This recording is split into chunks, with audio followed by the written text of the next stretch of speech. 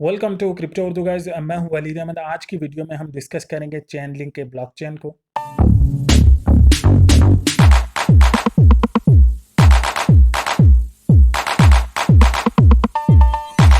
Chain link का blockchain basically Oracle के ऊपर काम करता है और ओरेकल कहते हैं डेटा ट्रांसफॉर्मेशन के प्रोसेस को।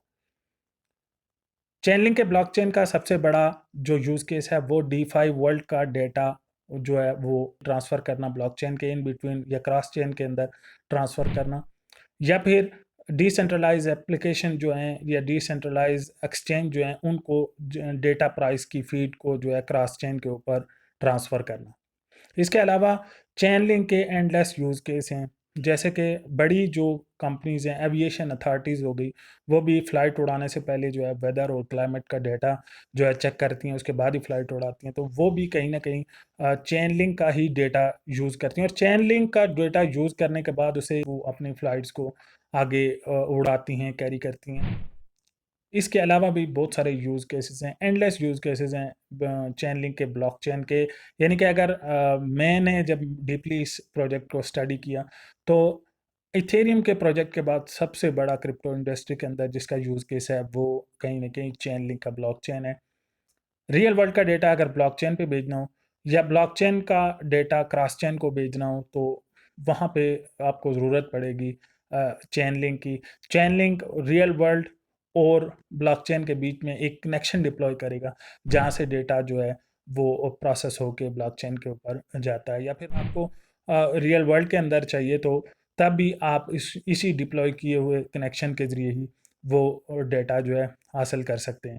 बेसिकली चैन लिंक ऐसा डेटा के ऊपर काम करता है जिसको टेम्पर ना किया जा सके, और रियल वर्ल्ड डेटा हो, रियल टाइम डेटा हो, और ऐसा डेटा हो जो जब चाहें तो वो मिल जाए। कैसीनो बेस्ड गैम्बलिंग की जितनी भी गेम्स हैं या प्रेडिक्शन बेस्ड गैम्बलिंग की जितनी गेम्स हैं उन सब का रियल वर्ल्ड से डेटा जो है उठाकर ब्लॉकचेन पे डालता है चैन लिंक। के ब्लॉकचेन से रिलेटेड एक आर्टिकल पढ़ रहा था तो वहाँ बहुत दिलचस्प बात सामने आई कि यूएसए के एक रीजन यानी कि डैलस के अंदर जो फार्मर थे वो अपनी एग्रीकल्चर लैंड को हमेशा इंश्योरेंस करवाते थे अपनी। ये इंश्योरेंस कुछ इस तरह से होती थी कि अगर मखसूस मिकदार में वहाँ पर उस रीजन के अंदर बारिश ना हो तो हुकूमत की तरफ से उस इंश्योर की गई फसल का जो है मुआवजा उस फार्मर को, किसान को दिया जाता था। फार्मर जब क्लेम करता था कि मेरी फसल पूरी नहीं हुई, बारिश पूरी नहीं हुई, गवर्नमेंट की तरफ से एक आदमी जाता था और वो वेरीफाई करता था वहाँ के इस रीजन में जहाँ पर ये बता रहा है, जहाँ पर बहुत सारा टाइम जाता था। और इस प्रोसेस के बाद जो है एक वो आदमी वेरीफाई करने के बाद जो है डॉक्यूमेंट सबमिट करता था और कितने ऑफिस से वो डॉक्यूमेंट वेरीफाई करवाने के बाद जो है उसको उस जो जरी ज़मीन थी उसका मुआवजा मिलता था। गवर्नमेंट ने जो है चेन लिंक का डेटा, चेन लिंक का ब्लॉकचेन यूज़ करना शुरू किया तो नंबर वन, वहाँ पर आदमी भेजने की ज़रूरत ही नहीं पड़ती उनको। वहाँ पर वो चेन लिंक के ब्लॉकचेन से कंफर्म कर लेते हैं कि इस लॉन्गिट्यूड, इस एल्टीट्यूड के जो है एग्जैक्टली इस जगह पर कितनी बारिश हुई, और अगर वहाँ पर उस मिकदार में बारिश नहीं हुई तो किसान को क्लेम करने की भी ज़रूरत नहीं है। ऑटोमैटिकली जो है उस इंश्योरेंस के पैसे जो है वो फार्मर के अकाउंट में डाल दिए जाते थे। यानी कि चेन लिंक का ब्लॉकचेन यूज़ करते हुए एक खेती-बाड़ी करने वाले किसान को भी चेन लिंक का डेटा से इतनी आसानी हो गई। इज़ फॉर डूइंग बिज़नेस के लिए तो चेन लिंक का ब्लॉकचेन काम करता ही था, लेकिन यहाँ पर एक आम फार्मर, एक आम किसान की ज़िंदगी भी चेन लिंक का डेटा हासिल करने से जो है बहुत ज़्यादा आसान हो गई। तो चेन लिंक के ऐसे ही बहुत सारे यूज़ केसेस हैं, एंडलेस यूज़ केसेस हैं। डेटा के बेस पे जितनी भी बड़ी कंपनीज़ चलती हैं, वो रियल टाइम, रियल वर्ल्ड का डेटा जो कि टेम्पर ना किया जा सके, उसके लिए ब्लॉकचेन यूज़ करती हैं चेन लिंक का। चैनलिंग मार्केट के अंदर मोनोपोली अपनी कायम कर चुका है। चैनलिंग का कोई भी कंपटीटर इस वक्त मार्केट के अंदर नहीं है जो चैनलिंग जितना बड़ा यूज के सकता हो और चैनलिंग बड़ा कनेक्शन डिप्लॉय कर चुका हो रियल वर्ल्ड के साथ। ऐसा चैनलिंग का कोई भी कंपटीटर अभी तक मार्केट के अंदर नहीं आया।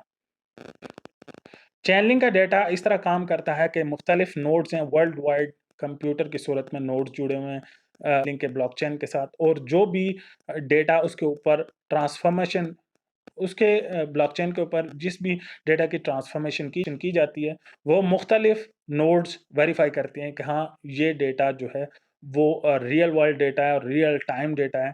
फिर उसके बाद उसको प्रोसेस किया जाता है चेनलिंक के ब्लॉकचेन के ऊपर। जितनी भी बड़ी कंपनीज़ चेनलिंक का ब्लॉकचेन यूज़ करती हैं, चेनलिंक से डेटा लेती हैं, उनको चेनलिंक का डेटा यूज़ करने के लिए क्या करना पड़ता है कि चेनलिंक का जो टोकन है, जिसका सिंबल है लिंक, वो उनको स्टेक करना पड़ता है। उसके बाद वो चेनलिंक का डेटा यूज़ करती हैं या चेनलिंक का ब्लॉकचेन यूज़ करती हैं। इस तरह से अगर देखा जाए तो रियल वर्ल्ड के साथ बहुत ही बड़ा एंडलेस यूज़ केस है चेनलिंक के टोकन का भी।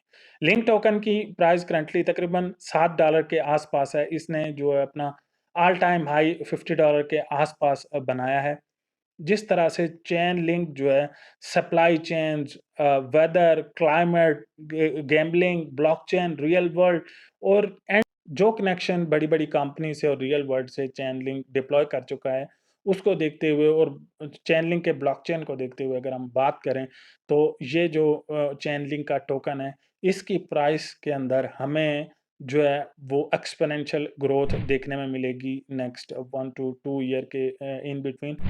से हमें इथेरियम का कहीं न कहीं प्राइस हमें $5-6 के बीच में देखने को मिली थी और उसके यूज़ केसेस इतने थे उसके ब इथेरियम के ब्लॉकचेन के यूज़ केसेस की बिना पर ही इथेरियम का टोकन जो है वो $5000 को टच करके आया है। लेकिन अगर हम चेनलिंक की बात करें तो चेनलिंक अभी $7 के आस-पास ट्रेड हो रहा है और आने वाले 2 से 3 साल के अंदर चेनलिंक का टोकन ईज़िली जो है ये $500 के आस-पास या $500 से ऊपर हमें नज़र आएगा।